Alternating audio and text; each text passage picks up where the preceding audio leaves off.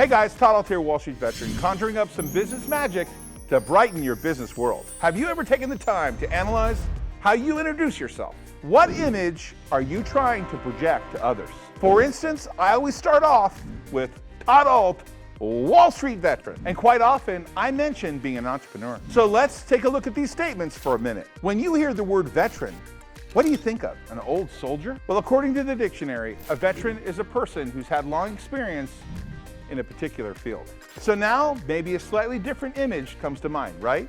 And let's add entrepreneur to that. The dictionary says an entrepreneur is someone who organizes and operates a business or businesses, and one who takes a greater than normal financial risk in order to do so.